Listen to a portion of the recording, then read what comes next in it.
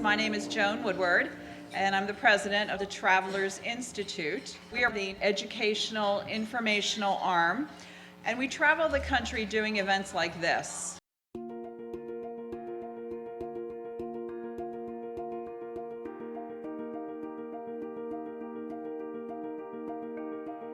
Our Common Sense Initiative reviewed about 5,500 rules. Over half of them have been changed, amended, modified, or pulled back. The mayor of the city of Solon, which is in Northeast Ohio, he contacted me because this was his letter. It was simple.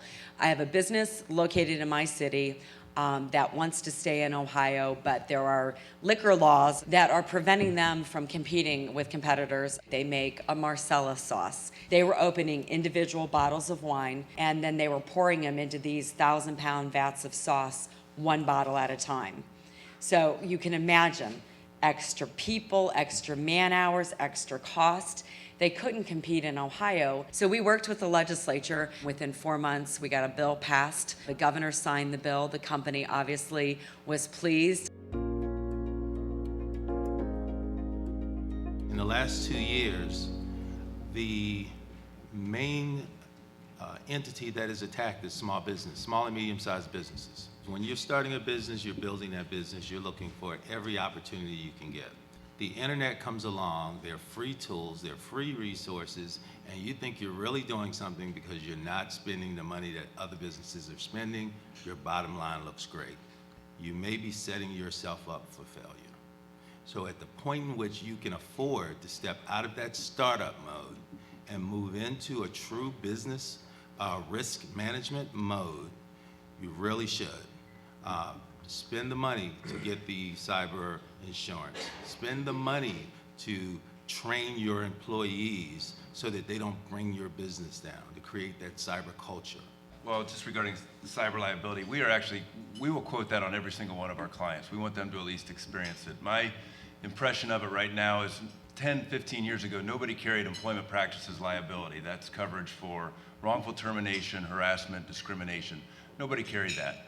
Today, at least 80% of our clients carry it, and I think cyber is going down the exact same path. We have 3 programs at the SBA, primarily. Our 7A Lending program is the general lending program where we provide guarantees to banks. We will guarantee from 75 to 85% of that amount. Most of our lending within the SBA by far is 7A Lending. You can use those for general working capital purposes, and when you read about SBA lending, that's almost invariably what you're going to be reading about. We have another loan program called the 504 loan program. That is a much smaller program through CDCs, and that is primarily used for fixed assets, primarily real estate. So, for instance, if you're a manufacturer and you decide you want to buy the building that you're in, you'll often go and look for 504 financing. And that is usually on terms that are much better than you can get from a bank all by yourself, because among other things, we require only usually 10% equity on that, and that's much lower than a bank would normally charge.